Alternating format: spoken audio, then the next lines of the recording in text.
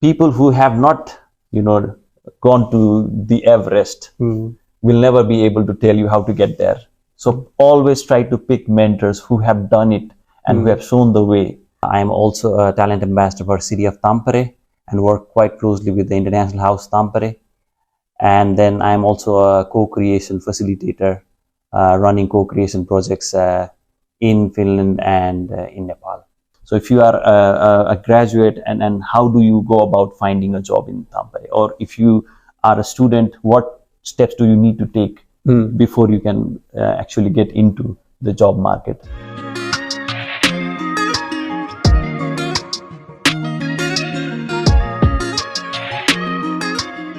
Assalamu alaikum and hello to everyone. So I'm sharing this Finland stories series with you. So in this video I have a new guest, Dixit. He is from Nepal. So first of all, I would like to welcome you to the channel. Thank you. So in this video we'll talk with Dixit and get his valuable experience in front of you guys, because he has been living here for many years now. So Dixit, if you can introduce yourself to the audience and then we can move on. Yes. Hello everybody, I am Dixit K.C. I'm originally from Nepal. I've been living in Tampere for over 10 years now. I came as a student, and the reason I came, my sister was already living in Tampere, so it gave me a good place to come in and start my studies, and then eventually decided to stay for work. I work as a business manager at Valmet Automation Finland here in Tampere. I am also a talent ambassador for City of Tampere and work quite closely with the International House Tampere. And then I am also a co-creation facilitator, running co-creation projects in Finland and in Nepal. Okay, thank you Dixit for telling about yourself. So many people, those who watch my videos, they are basically from Asian region, Pakistan, Bangladesh, Nepal, India, and they approach me for many questions, and those questions are related to how is the job market in Finland. So as you have been here for a long time, so could you please tell the audience that how is the job market in Finland? If we talk about the current situation, I would say it's in a bit of a mess, I would say, because we are seeing a lot of companies laying off people, bigger companies. And then there has been talks that Finland has been quite some time in recession as well. So the economic downturn is also there, even though recently Bank of Finland has said that the economy will improve faster than they expected.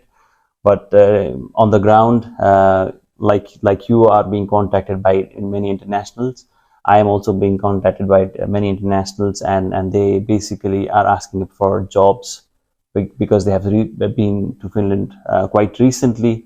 And when I talk about jobs, they are like usually casual jobs or jobs like cleaning or paper delivery or food delivery and that kind of stuff, just to sustain the living. And those what I have experienced are also very, very difficult to come by at the moment. I don't know how has your experience been? Yeah, it has been definitely like that. And if we specifically compare it to the time that we came, for example, it was totally different. Education sector was totally different as well. I mean, the tuition fee was not there, and then nowadays as people have to bear their own tuition fee as well, and then they have to manage their living expenses. So as a whole, it becomes really kind of difficult as well. And if you allow me, because you brought up about this, like the number of people coming into Finland, I looked into the data by Migri, the Finnish immigration authority, and I would like to share that numbers with you. Sure. So 2015 is when I graduated. So 2013 is when I came. So the first time, or in 2015, about 6,300 applications were there for this first resident permit based on studies only. Compare that to 2023, that number has almost doubled. It's like 13,453 applicants, almost doubled. And the surprising factor is 95% of those applicants are granted visa to come to Finland. So you can imagine that the numbers have gone up, but at the same time, the jobs have more or less remained, or I don't think they have been a drastic jump like, Yeah. in that part. And then if we talk about who are these people, like, because we're talking about our region, South Asia, for instance. So in 2016, Bangladeshi students who were applying for this first resident permit were only 274. They were at number 6 position when they were applying, or among the applicant countries. Now in 2023, it's about 1,670, which makes them the first Yeah. applicant country to apply for this first resident permit. It's like almost 5 times. Yes, and like if we compare this number as a whole, it was less than 1,000 applicants from our region in 2016, and now in 2023 it's like 6,050 total applicants. And if you go by this 95% kind of visa approval rate, we would say at least 6,000 people came to Finland last year. So means that, like when the jobs are not increasing or the economy is not doing so well, you are getting more people in, and then there are already other students or graduates in Finland. The job market is not easy. It's very, very competitive. So what would you suggest at this point, for example, telling about these numbers that you have just mentioned, that in those years it's almost the double amount people have come here. So how would you kind of tell them to understand the job situation at this point? Because you know that you might have heard from different people as well who have come here recently, and they talk about there are no jobs in Finland, for example. So what should their mentality be? Well, I would say like everything starts with preparation. Like if you do proper research before coming to the country, you would know like which sectors are doing well. For instance, IT sector was doing quite good recently, and I think we expect that it will continue to drive the business or the economy in Finland. Technology export is the biggest contributor in this economy. Education export is another one. So I would say like doing your homework beforehand is quite important, because I had my sister who was giving me advice on, okay, you should come, and probably it's good if you study this degree, probably you will get a job, because she had seen somebody doing the same from Nepal.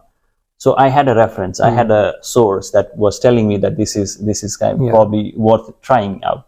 So if you don't do this, then it's kind of a recipe for failure. So do your homework right. Talk to your agents, or talk to your consultants, or talk to your seniors, or reach out to kind of people like you and me who can give you maybe good advice on things to do and things to avoid. That I would say is the most important factor. And after you arrive, like the research will continue. I would say like it's not like like getting here is one kind of achievement, but getting a job or getting professionally accepted in this country by Finnish companies is another challenge in itself.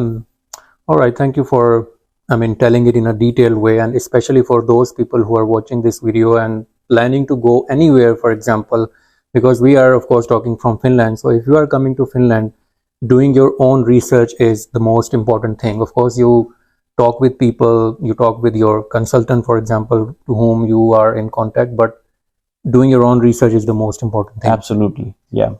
So Dixit, we have been talking about the current job situation. So let's maybe go into the sort of mistakes that we as an international students or professionals make when we apply for any job in Finland. Yes, very interesting question. I would say like I would not even go into internationals. I would talk more about my mistakes.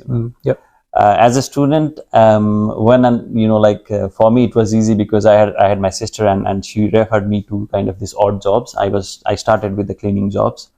So one of the mistakes I made is like I was studying and then going to those jobs. So there was income, and then I was doing what I was supposed to do. I was studying. So what that took me, or where it took me, was like I was not looking for industries. I was not looking outside the academia. So eventually, everything worked out for me. I wrote a thesis for my university. It was a paid thesis.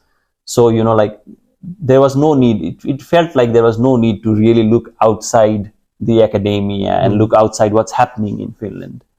So that was one of my mistakes. The second mistake, I would say, like, because I had these odd jobs, the money was coming in, so I was probably in a comfortable zone, like I made a comfort zone that I didn't want to really, like, oh, if nothing works out, I still have a job, I still have income. So I was settled there. The third mistake, I would say, is like not really investing time to learn the language. I had living with my sister and her family, like it helped me to kind of learn basic words and doing the grocery, for instance, it was easy for me. But really investing to learn the language, I didn't do that.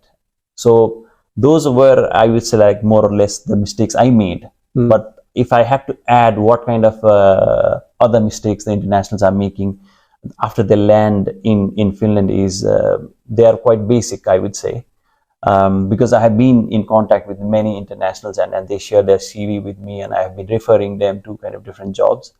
So I would say the foundation is not there, because the CV that works in Nepal or Pakistan definitely doesn't work in Finland.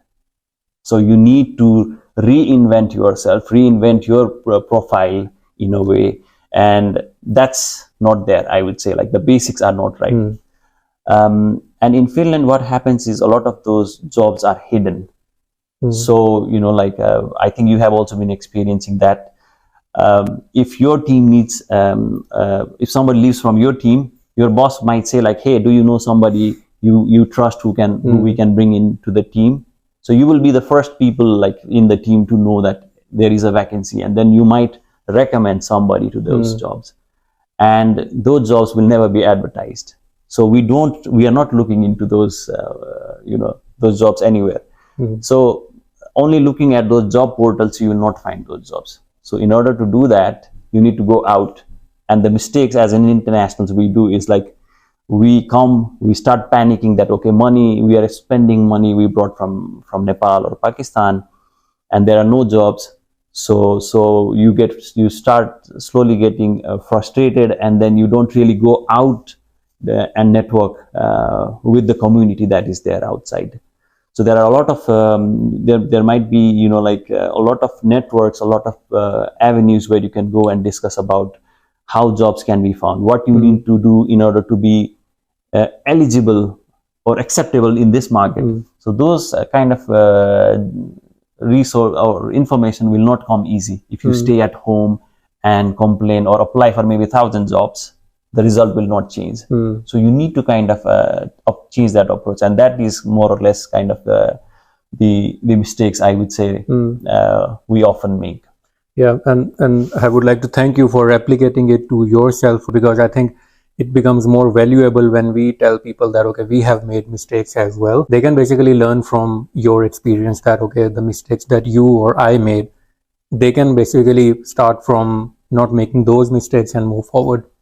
So you mentioned about networking, and I know that you have been involved in some integration activities in Tampere as well. So could you please tell the audience about that? Yes, I volunteer for the city of Tampere. They have appointed us as the talent ambassadors, and our role is kind of attracting international talents and also retaining them in Tampere city. So that's where we have kind of as group of talent ambassadors develop projects and like try to kind of inform more about how to find jobs in Tampere or how to approach to Tampere. And one of the projects as a part of my project team we came up was Pulla Perjantai, where we try to bring in Finnish companies with international talents, so that they can have this kind of conversations where which they cannot have, behind those job portals. Like when you apply, the HR manager or hiring manager sees your application, but he or she doesn't probably see you as a person. So that kind of networking avenues are there. But that is just a example of a project that we have, which is now taken over by International House Tampere, which is the umbrella association that helps internationals in many ways. So they help with relocation guides. They have published what if you are a student, if you are an entrepreneur, if you are moving with a family, they have identified the challenges of internationals. So they have made a relocation guide. In addition to that, they provide these services in different languages. So they sit together with MyNeo in their office, and you can get these services in your local languages. For instance, Hindi, Urdu is also available. And then they also support with this career boost. So they organize this career boost workshops, so that you can go through with the advisors there to track or decide a path that you want to take in Tampere. So if you are a graduate, and how do you go about finding a job in Tampere? Or if you are a student, what steps do you need to take before you can actually get into the job market? So those kind of activities are happening there. They also have, they organize this CV improvement workshops. On top of that, they also have this recommendations for entrepreneurs. So not everyone is lucky enough to find a job. So what kind of steps you can take to in becoming an entrepreneur in Finland? So those are, I would say, like more or less the activities there. I think there is a lot more than I might know, but definitely as an international or as a newcomer, I would strongly suggest you visit their website, and if you are already in Tampere, you visit their office in I think it's in Rautatian Katu. So at least, like I said, you need to put yourself out and go meet people, like, so that you don't have to reinvent the wheel, like like you and I probably we have gone through a lot of ups and downs in our professional life, so they don't have to do that. That is kind of the point. You mentioned about these networking activities that International House is, for example, doing. I have heard from many people around me, and I don't know, you might have heard about that as well. Of course, these activities are, like you mentioned, you are bringing the company and then you are bringing the professionals at one place and organize those sort of events. So people usually have this sort of a mindset that these sort of job fairs or these events are useless. We don't get a job out of it. Yes. I mean, I can briefly add one point to it, which I have been telling to those people, that who said to them that you will not get a job with that event. For example, let's say I know a few of them who have got a job from those sort of events. And let's say if there have been thousands of people there, and it is obvious that not all of them will get a job, not even 50% of them will get a job, or even not even 10% of them will get a job, but it could be that you are the lucky one who gets it, for example. And it could be that it can lead you to an interview, even if it is not a job. So what would you say to them? I would say, like, really reconsider the thought process, because, like you said, a city and International House Tampere at best can help bridge the gap between the talents and the companies. They are organizing these events and bringing in people to connect. They cannot help you with like hiring, like directly. So this is kind of an indirect push from their side. So really have to thank them for what they are doing. And like you said, not everyone will get a job there. That is for sure. But what they will get there is, like, what are the companies looking for? What kind of people actually work for those companies? What are their expectations? So you get this kind of opportunity to have conversations with their hiring managers or people who are really looking for somebody to hire in their teams, which you will not get if you stay home and complain. So in a way, I would say, like, that is very unfortunate if people think that going out and networking is not worth doing it. I would really say, like, really reconsider what you think about it, because like, to add to my own story again, I graduated in 2015, within 2 years of my coming to Finland. And 2015-16 was not the best time to be in Finland because, Nokia was laying off people, like the economy was facing a downturn. So jobs were not coming easy. I had to go back. I had to go back to Nepal. So I said, like, oh, if I graduate and if I still need to continue work as a cleaner in this country, rather I go back. But before I went back, what I did was I went to this everything. I knocked at every door. I went to this mentoring activities where I found excellent mentor. We actually work in the same company, coincidentally. I participated in these co-creation projects with Demola, and like made companies through that platform, made new friends from that platform. So I try to make sure that I build a portfolio before I go. And when I went home, of course, I still continued to work in Nepal. So it was in a way like building my portfolio more and more. So I was still applying jobs from Nepal, and I actually found a job. I was hired over Skype. So, like when you do things right, when you work on your resume, when you work on, building your portfolio, when you connect with right people who will give you right suggestion, you will find so many free advices, but choose your mentors, really well, I would say, because people who have not, gone to the Everest will never be able to tell you how to get there. So always try to pick mentors who have done it and who have shown the way. So, and then it's amazing that how people think that these networking events are useless, or it's it's unfortunate, to be honest. And again, I think the thing that you mentioned, that if you have not been there and haven't done that, and if you are talking with someone who hasn't got a job from these sort of events, they will always say that, okay, I didn't get a job, so you are the same person and you will not get that job as well. So especially those people who have this sort of mindset, as Dixit has already mentioned, you should rethink about it and just try to be there and talk with people and pitch yourself, whatever your skill set is. Just go there and present it to them, and you will learn how to present your skill set in these sort of events as well. Yes. Because every time you do it, rather than sending 1,000 applications per day, I would say really work and look into a CV and say that as a company, would you hire this person?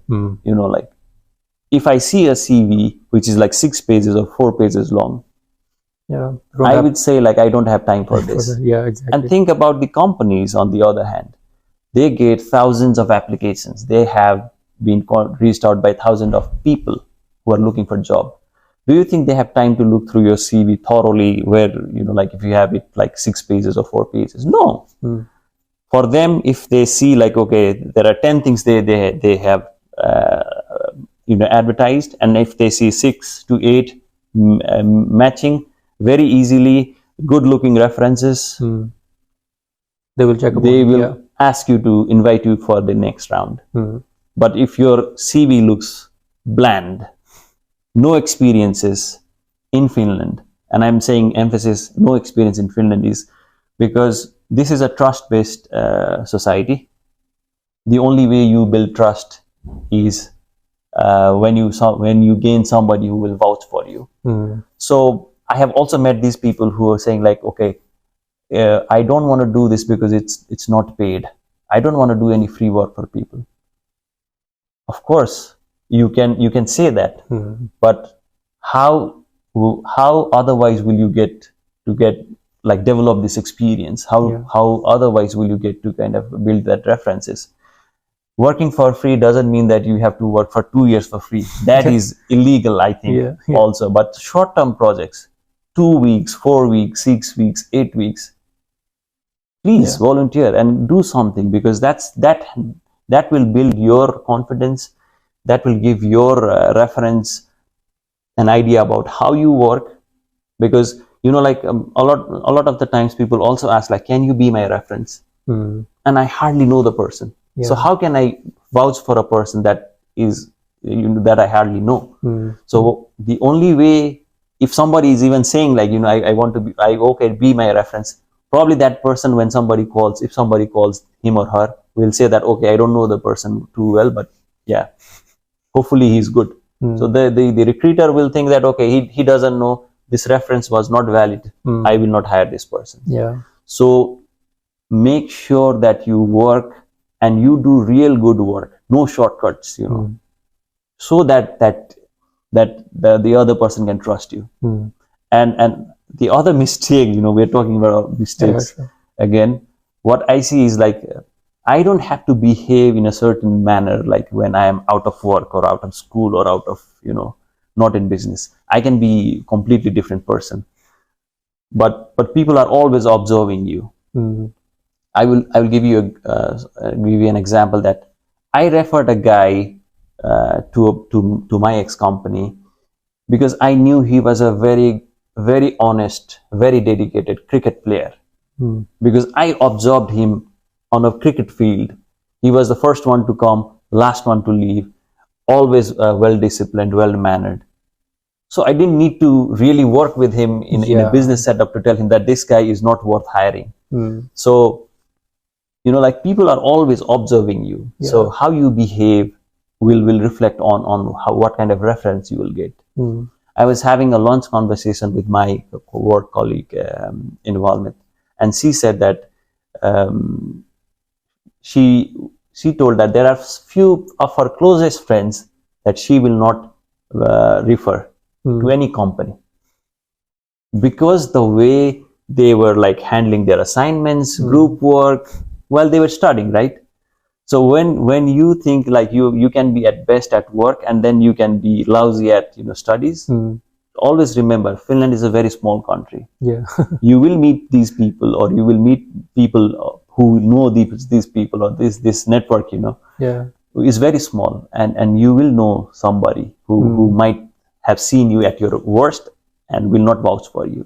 So reference just doesn't mean that on a professional setup, also on an academic setup, on kind of a playing field, for instance. So yeah. All right. So Dixit, now we are heading towards the end of the video. So if you would like to give any further advice to the upcoming students who are either coming in the next intake, or also for those who are recently being moved to Finland, what would you advise them? I think we have had two very long discussions on that already. But yeah, to the ones who are coming, I wish them well. But I really hope that you will do your homework. You will do your research about where you are coming. For instance, if you are coming to a smaller city, make sure that there are industries that are able to hire you, or make sure that you can move to a bigger city which is closer to your city. So don't really, like when you say Finland is also a very big country. so don't fall for that trap that like, okay, I'm going to Finland, life will be easy. It will not be easy. And as I presented the numbers, the applicants are doubling in about 8 years or so. So I think that the numbers will only grow. So the competition will be higher and higher. And add that to the competition with the local talents that are already in Finland. So you really need to outshine those growing competition. So for those who are coming and who are already here, really work on your CV, really work on your portfolio, and really work on projects that will actually prove your competence, so that you can put it in your LinkedIn.